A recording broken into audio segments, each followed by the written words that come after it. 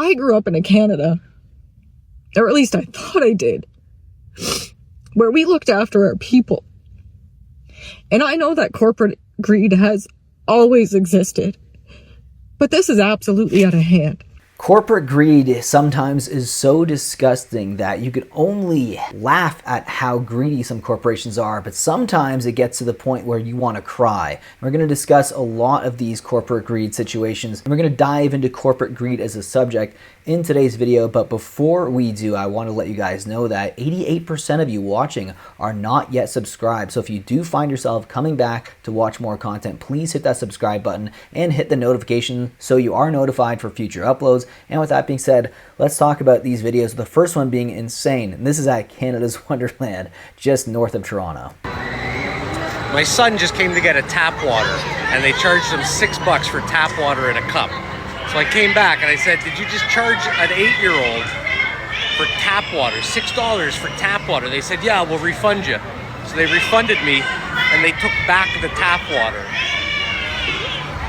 But that is literally insane. Tap water. And by the way, Ontario is has some of the most abundant water supply in the entire world, with all the Great Lakes and all the lakes in general in Canada. There is so much fresh water. The fact that you're charging $6 to an 8-year-old for tap water is what I consider to be corporate greed. I've been waiting for this one. I don't think anyone fully understands how retail stores work. So I used to have a product that I sold to retailers like Loblaws, and they charge the suppliers, the brands, the products you buy off shelves for every single thing. They charge you for flyers, they charge you for promos. Every time you purchase your favorite product that's on sale, like save $1, it's not Loblaws that's taking the hit for that, it's the brand. So every time that goes scanned through, you know, the till, I, the brand, am getting chargeback. So -$1, -$1, -$1. And then at the end of the month, I get a bill and I'm like, oh my God, like a chargeback of $1,000 because I sold 1,000 units. Anyway, and on top of that, so retailers like Loblaws typically take a 35% margin. So they buy product from a distributor that buys product from me, and then they decide what they want to list the product at on shelf.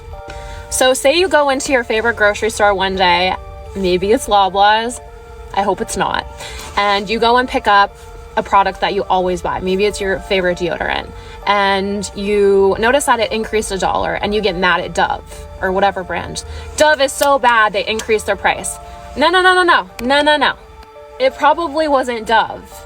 It might have been, but it also could have been Loblaws just being like, we're gonna increase it $1. That's wild. That puts a lot of things into perspective. So when people say, hey, grocery stores are making an abundance and profits, it's kind of true in a way, because a lot of the times, a lot of these brands put their products on the shelves and have them in flyers and have them as promotions and stuff. So when they get discounted, that's because Loblaws wants to get rid of them off the shelf, get rid of that shelf space. So they actually don't lose any money. They charge that back to the company that made that product. That is wild, and it really blows the mind when you think about it. So you think about the amount of money some of these grocery stores are making, especially in 2025 with the prices of everything going up. It makes you wonder how much corporate greed really is out there. You buy groceries in Canada, this video is for you. Please watch and share. So you may recognize this little sign here. It's been around a long time. I remember it existing back when I was a cashier at Sobeys. It is the scanning code practice. I think now it's called the scanner price accuracy code. In Quebec, this is the law. I think in the rest of Canada, it's a voluntary practice. But basically what this means is if you have an item that scans and it's the wrong price, the scan price has to be higher than the shelf price. You are entitled to that item for free up to $10. If an item is on sale for $15 and it scans at $20, you are entitled to a $10 discount on the item. This is usually posted in the store, but the employees are not encouraged to share this information with you. I, of course, always did, because I'm me. I always have been. They don't want to advertise it, but they do follow it. Keep an eye on the scanning. You can even take pictures of the tag on your phone so you have it right there and you can remember, because obviously it's hard to remember all the time. A lot of the time, if you do correct them and say, oh, that's supposed to be, $2.49 instead of $3, they'll go and try to change the price, and you need to tell them, as per the scanner price accuracy code, I'm entitled to that item for free, and they have to give it to you for free. Participating retailers are here, so Best Buy, Canadian Tire, Giant Tiger, Home Depot, Loblaw companies, that's a lot of them. And then Metro, see here, Shoppers Drug Mart, Sobeys, Walmart at the bottom there. So most of the big guys follow this. I see with the continual price moving around, which is happening a lot, that it's very likely things are going to get missed and the computer's not going to be updated. So this is a way to, I am in Ontario, so my daughter's coughing in the background. This is a way to stand up for your rights and get items for free if the store has not done the proper pricing. That is a tactic I think everyone should be using, especially the under $10 items. So by law, if the scanning price is different than the price that it's saying on the shelf, you can get these products for free. That is very important, especially in an inflationary environment that we're living in 2025. And that's a way to limit some of that corporate greed as well. I want to preface this video by saying that I'm not a conspiracy theorist, and I don't belong to any political party. I have no allegiances or agenda. But I'm sitting outside of Sobeys. I'll name you. I don't care anymore. In New Minas. And I am really upset. And the reason that I'm upset is because this is the second week in a row that I have been at a grocery store and I have witnessed a senior citizen not be able to buy a basic necessity because of the cost of it. And a lot of senior citizens are also on fixed income. So when prices go up, they unfortunately miss out on the food that they need to survive, which is really sad. And I'm sorry if I get upset, but this should be upsetting to people.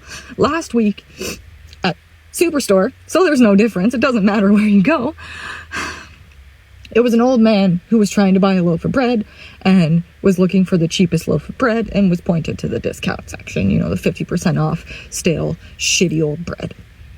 Cool. Today, it was a lady who was trying to find frozen vegetables. She asked the clerk, and they were $9.99 a bag. So she said, I guess that those are staying here.